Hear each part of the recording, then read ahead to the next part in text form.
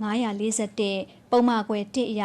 ၎င်းကြခံရန်ကြံရှိတဲ့ပြည်ထံများကိုသတ်မှတ်ထားတဲ့နေအိမ်မှာဆက်လက်ကြခံစေရန်ပြောင်းလဲသတ်မှတ်ပေးလိုက်ကြောင်းသိရှိရပါတယ်ရှင်။မတရားကျင်းပခံထားတဲ့နိုင်ငံတော်ရဲ့တိုင်ပင်ခံပုဂ္ဂိုလ်လူထုခေါင်းဆောင်ဒေါ်အောင်ဆန်းစုကြည်ကို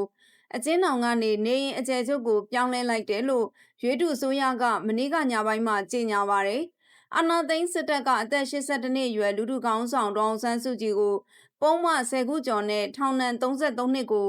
2021ခုနှစ်မှာချမှတ်ထားပါတယ်။ပြီးခဲ့တဲ့ကာလတစ်လျှောက်မှာအာဏာသိမ်းစစ်တပ်ရွေးတူအစိုးရရဲ့ပြည်ထံလွတ်ငြိမ်းချမ်းသာမှုမှာအတိုင်ပင်ခံဒေါ်အောင်ဆန်းစုကြည်ကိုချန်လှပ်ထားပြီး9နှစ်ကျော်ကြာမှအခုလိုနေအိမ်အကျယ်ချုပ်ပြောင်းလဲလိုက်တာဖြစ်ပါတယ်။အစကတည်းကထောင်ထဲမှာမထားတာနှစ်နဲ့ချီကြာနေပြီ။အခုလည်းသူတို့သတ်မှတ်ထားတဲ့နေရာမှာထားမယ်လို့ပြောသွားတယ်။ဒါကြောင့်နေအိမ်အကျယ်ချုပ်ရဲ့အခွင့်အရေးဖြစ်တဲ့ကျန်းမာရေးဆောင်ရှောက်မှုကစပြီးအနီးကချက်ပြုတ်ကျွေးမွေးပြုစုဖို့မိသားစုတွေနဲ့ရှင်းနေတွေနဲ့တွေ့ခွင့်ပေးမှလားဆိုတဲ့အချက်တွေကိုစောင့်ကြည့်ရပါအောင်မယ်လို့ဒေါ်အောင်ဆန်းစုကြည်ရဲ့အမှုအခြေအနေကိုသိရှိသူတူက ARD Times ကိုပြောပါတယ်။ရွေးတူအစိုးရကနေအကျယ်ချုပ်မှာမတရားကြခံနေရတဲ့ပြည်ထံတွေကိုဆက်လက်ကြခံဖို့ပြောင်းလဲသတ်မှတ်ပေးလိုက်တယ်လို့ကြေညာပါတယ်။အခုရက်ပိုင်းတွင်ထုတ်ပြန်နေတဲ့ပြည်ထံရှော့ပေါ့ပေးချက်တွေအရ